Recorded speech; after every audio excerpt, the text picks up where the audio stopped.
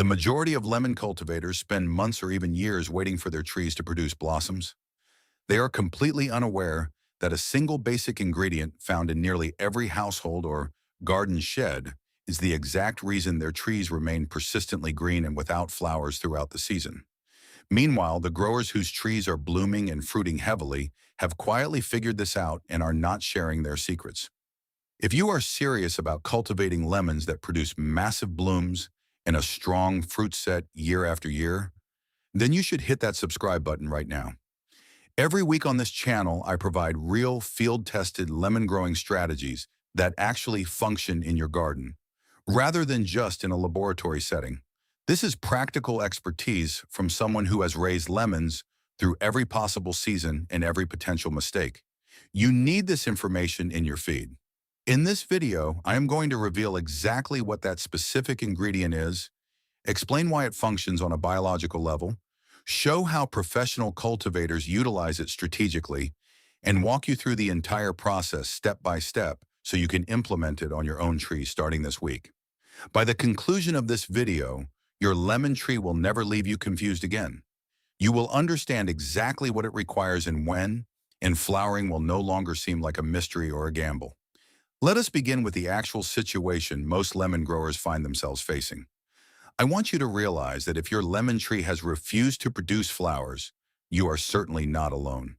More importantly, you are not doing everything incorrectly. Most individuals are actually performing the majority of tasks right.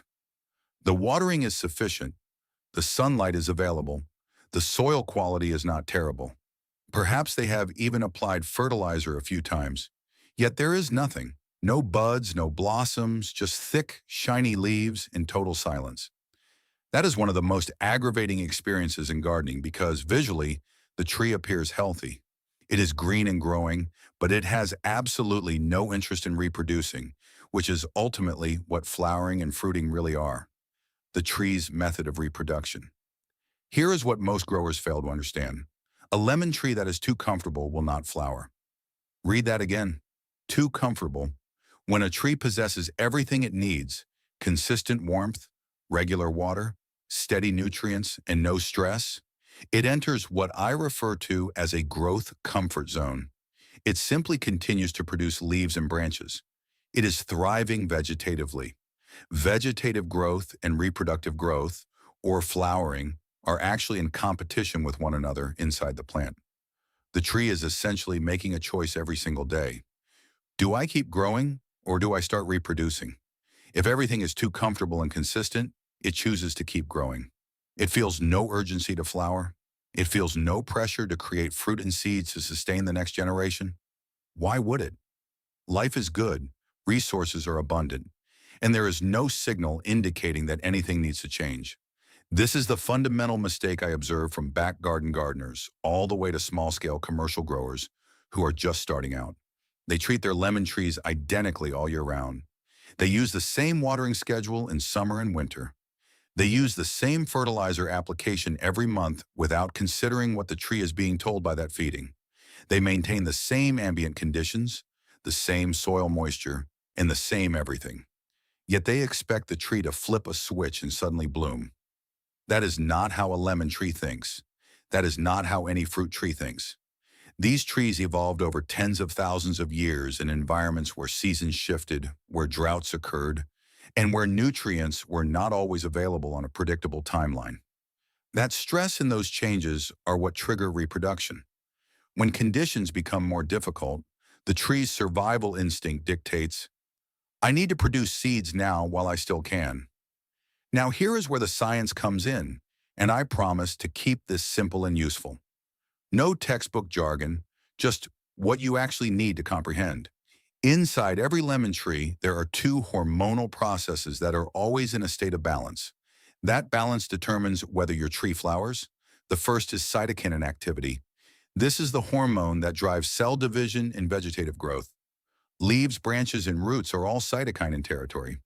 The second is a flowering signal called phloragen, which is triggered through a combination of environmental stress cues and specific nutrient availability. For phloragen to activate and tell the tree to form flower buds, cytokinin activity needs to diminish and certain stress signals must reach the growing tips of the branches. Phosphorus plays a massive role in this process. When phosphorus is available in the correct form and at the right time, it directly supports root energy conversion and signals the tree to shift from vegetative growth towards reproductive development. But, and this is critical, the form in which phosphorus comes matters enormously. Most standard fertilizers deliver nitrogen heavily, which keeps cytokinin activity high and keeps the tree in vegetative mode. Phosphorus is often neglected or delivered in a slow-release form that the tree cannot mobilize quickly enough to create a strong hormonal shift. The ingredient that changes all of this, the one thing that can trigger flowering in a stubborn lemon tree surprisingly fast, is monopotassium phosphate, commonly known as MKP. If you have never heard of it, that is perfectly fine. Most home growers haven't, but commercial citrus growers know it very well. MKP is a fully water-soluble compound that delivers a high concentration of phosphorus and potassium directly into the plant system incredibly fast. There is no waiting for soil microbes to break it down and no slow release. When you dissolve MKP in water and apply it correctly, the tree receives a strong, clear nutrient signal within days. That signal, combined with a slight reduction in nitrogen, tells the tree to stop focusing on leaves and start forming buds. I have seen lemon trees that sat flowerless for 2 full seasons respond to a properly timed MKP application with visible bud formation within 3 to 4 weeks. That is not a miracle. It is just chemistry working the way lemon trees were always designed to respond. Let me now walk you through exactly how professional growers do this, step by step, so you can replicate it precisely. Step 1 is what I call the stress preparation phase, and this begins 2 weeks before you ever apply MKP. You need to reduce nitrogen inputs completely during this window. If you have been feeding your tree with a balanced fertilizer or anything high in nitrogen, stop. No nitrogen for 2 weeks. This allows the existing nitrogen in the soil to be used up by the tree's ongoing metabolic processes and causes a gentle, controlled stress that begins to shift the hormonal balance inside the tree. You are not trying to starve the tree or damage it. You are just removing the constant, keep growing vegetatively signal that nitrogen delivers. At the same time, cut back on watering slightly, not dramatically, and not to the point where leaves start curling or dropping, but reduce the frequency by about 20 to 30%. If you were watering every 3 days, move to every 4 or 5. This slight moisture stress works hand in hand with the reduced nitrogen to begin telling the tree that conditions are changing and it may be time to think about reproduction. Step 2 is the MKP application itself. After 2 weeks of the stress preparation phase, you will mix MKBP at a rate of about 3 to 5 grams per liter of water. Use clean, room temperature water. Stir it well until it is completely dissolved. MKP dissolves readily, and the solution should be clear with no particles. Apply this solution as a drench directly to the root zone of the tree. For a tree in a container, apply until you see it draining from the bottom. For a tree in the ground, apply generously around the entire drip line area, which is roughly the area under the outer edge of the canopy where feeder roots are most active. Do not apply to dry soil. Water the tree lightly first. If the soil is very dry, wait an hour and then apply the MKP solution. This ensures better absorption and prevents any potential salt stress from the concentrated mineral hitting dry roots. Step 3 is the foliar component, and this is where most home growers leave serious results on the table by skipping it. After your soil drench, prepare a separate, lighter MKP solution at 1 to 2 grams per liter and apply it as a foliar spray directly onto the leaves and growing tips of the tree. Do this in the early morning or late evening. Never do this in full midday sun because the droplets can act as magnifying lenses and cause leaf burn. The foliar application works differently from the soil drench. It bypasses the roots entirely and delivers phosphorus and potassium directly into the leaf tissue where it can be translocated to the growing shoot tips within hours. This 1-2 combination of soil drench and foliar spray is exactly what commercial operations use before a critical flowering window. It is fast, it is efficient, and it works. Step 4 is the follow-up window, which runs from day 7 to day 14 after your initial application. During this time, watch the tree closely. Keep nitrogen away. Maintain the slightly reduced watering schedule. You may apply a second, lighter round of MKP foliar spray at day 7 if you want to reinforce the signal. What you are looking for during this window are the early signs that the process is working. You should start to see the growing tips slow down in their leafy growth. Instead of pushing new bright green leaves, the tips may look slightly more compact and more restrained. This is a good sign. This is the tree changing gears internally. In some cases, particularly in trees that are already at a good age and have a healthy root system, you will start to see the earliest signs of bud formation at these tips within 10 to 21 days. Step 5 is what happens after flowering begins. This is where growers often make a second mistake that costs them a significant portion of their fruit set. Once you see buds forming, you can reintroduce nitrogen, but do it gently and at low levels. A light seaweed or fish-based liquid feed works beautifully here because it provides balanced, naturally chelated nutrients without flooding the system with synthetic nitrogen. You want to support the tree as it expends significant energy, producing flowers, forming pollen, and eventually setting fruit. Potassium remains important throughout this phase, so you can continue occasional light MKP applications at half strength to maintain that potassium support without the phosphorus becoming excessive. Now, I want to stop here for a moment because I am genuinely curious about where you are in this journey. Drop a comment below right now and tell me, has your lemon tree ever flowered for you? If it has, write yes bloomed. If you have been struggling to get any flowers at all, write still waiting. I read every comment on this channel, and knowing where you are helps me make videos that actually answer the questions you are dealing with in your own garden.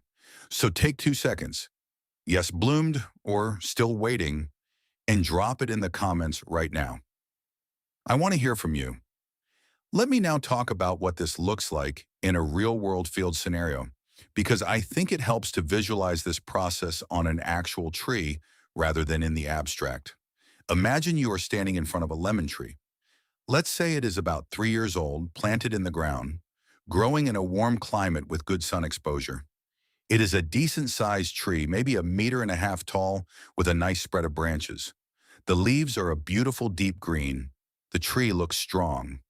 But for the past season, nothing. No buds, no flowers, no fruit. The first thing you would notice if you look closely at the growing tips is that they are actively pushing new growth. Small, bright green, tender new leaves unfurling regularly. That is your visual confirmation that the tree is locked in vegetative mode. Lots of energy is going into canopy expansion, and very little is going towards reproduction. Now look at the overall structure of the tree. Are there older, more mature branches, ones that have stopped actively growing and are just sitting there with mature dark green leaves? Those are actually your most likely flowering sites when the hormonal shift happens.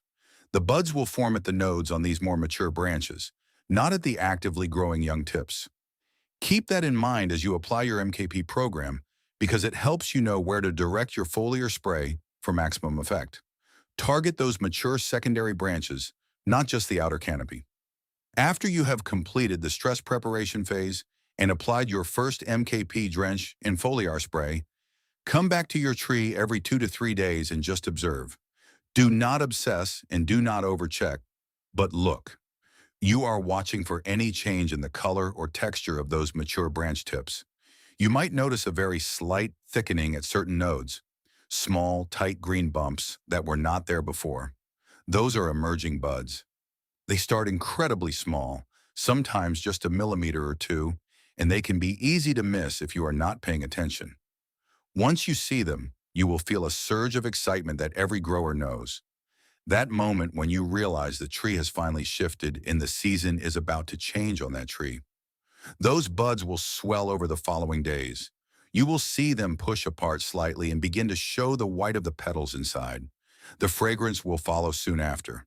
If you have ever been near a lemon tree in full bloom, you know that smell is absolutely extraordinary. There is almost nothing better in a garden than rich, sweet citrus blossom. It carries on the air for meters in every direction. That is your reward for doing this right. Now, I want to share something that most growers never find out, and I want you to pay close attention here because this is the part of the video that will genuinely separate your results from everyone else's. This is what I call the golden tip, and it took me years of observation and a conversation with an experienced citrus grower in a commercial operation before I truly understood it. The timing of your MKP application in relation to the tree's natural temperature exposure is just as important as the application itself. Here is the insight. Lemon trees and all citrus trees have a built-in flowering trigger that is activated by a period of cooler nighttime temperatures, typically below 15 degrees Celsius, sustained over 10 to 20 nights. This is called a chilling requirement, and even warm climate lemons have a mild version of it. What this means in practice is that the single most powerful time to apply your MKP program is at the end of your coolest season, just as temperatures are starting to rise again in spring. At this exact moment, the tree has already received its chilling signal. Its internal clock is primed and ready to shift towards flowering. It just needs the nutritional nudge to actually make it happen. If you apply MKP during this window, right as your nighttime temperatures are climbing back above 15 degrees after a cool spell, you are essentially pushing on a door that is already almost open. The results are dramatically faster and more reliable than if you apply MKP randomly in the middle of summer, when no chilling has occurred. This is why some growers apply MKP and see almost nothing happen. They are applying it at the wrong point in the tree's natural cycle. This is why commercial growers who time their MKP applications to coincide with the post-chilling window get spectacular, reliable flowering responses year after year. If you live in a climate where you do not get significant temperature drops, true tropical conditions, then you can simulate the stress component through more aggressive water stress and root zone cooling. But the principle remains the same. The tree needs a reason to flower, and that reason is a change in conditions followed by the right nutritional signal. That is the golden tip: temperature timing plus MKP application. Learn that combination, apply it consistently, and your lemon tree will reward you season after season. Before I close out, I want to make sure you are not undoing all of this good work by making some very common errors that I see repeatedly, even from growers who understand the basic principle but get tripped up in the details. The first mistake is applying MKP in high concentration in a single application and expecting faster results. More is not better here. An overly concentrated MKP drench can create osmotic stress in the root zone that actually shuts the tree down rather than stimulating it. Stick to the 3 to 5 grams per liter for soil application. The foliar spray should be even lighter. Repeat applications at the correct concentration beats single megadoses every single time. The second mistake is returning to high nitrogen fertilizer too soon after flowering begins. I cannot emphasize this enough. The moment you flood the tree with nitrogen when buds are just forming, you risk triggering a return to vegetative growth that causes bud drop. The buds fall off before they ever open. This is heartbreaking when it happens, and it is entirely avoidable. Stay away from high nitrogen products until you have open flowers and confirmed fruit set. And even then, introduce nitrogen gradually. The third mistake is applying foliar spray in the wrong conditions: full sun, midday, or high heat. These conditions will burn your leaves and stress the tree at the exact moment you are trying to help it. Always do your foliar work in the early morning, before the sun is strong, or in the evening after the heat of the day has passed. The leaf stomata, the tiny pores that absorb the foliar spray, are more open in these conditions, and you will get better uptake with no risk of burn. The fourth mistake is giving up too early. Some trees, particularly older trees that have been in long-term vegetative mode, may need 2 rounds of the MKP program across 2 consecutive appropriate windows before they respond. Do not treat a lack of immediate response as failure. Treat it as information. If the first cycle does not produce visible buds, assess your timing. Were you aligned with the post-chilling window? Was the stress preparation adequate? Adjust and try again the following season. The biology is on your side. The tree wants to flower. You are just learning to speak its language. The fifth mistake, and this one sounds almost too simple to matter, but it really does, is neglecting overall tree health in pursuit of flowering. MKP is a powerful tool, but it works best on a tree that has good root health, no significant pest or disease pressure, and reasonable overall nutrition. If your tree has root rot, scale insects, or severe micronutrient deficiencies, no amount of MKP is going to push it into a healthy bloom. Fix the fundamentals first, then apply the flowering strategy on top of a healthy foundation. You came into this video wondering why your lemon tree won't flower, and I hope you are leaving it with something far more valuable than just a product name. You now understand the why behind the problem, the comfort zone, the vegetative lock, and the hormonal balance. You understand the science, phosphorus signaling, florogen, and the role of nitrogen reduction. You have a step-by-step professional approach you can begin implementing this week, and you have the golden timing insight that makes the difference between average results and exceptional ones. That is real knowledge. That is the kind of understanding that changes not just this season, but how you will grow lemons for the rest of your life. If this video gave you something genuinely useful, if you learned something you hadn't heard before, then please consider joining this community by hitting that subscribe button. Every week, I dig into topics exactly like this one. The deeper why behind lemon tree behavior, the professional techniques that work in real gardens, and the honest information that helps you get more from every tree you grow. Don't miss what's coming. This channel is building into something really valuable for anyone serious about citrus, and I want you to be part of it. Speaking of what's coming, next week I'm going to take everything we discussed today and apply it specifically to mandarin trees, which have some fascinating differences in their flowering triggers compared to lemons. Mandarins are some of the most rewarding fruit trees you can grow, but they have their own quirks when it comes to getting them to bloom consistently. I've got a specific technique that commercial mandarin growers use that I've never seen explained properly on YouTube. You will not want to miss that one. It is going to be worth the wait. I'll see you there. If this guide has changed the way you look at the stubborn green leaves in your orchard, please subscribe and like the video. We are uncovering the horticultural secrets that have been kept hidden for too long. Let's cultivate a more fruitful future together. The next treasure of garden wisdom will be revealed very soon.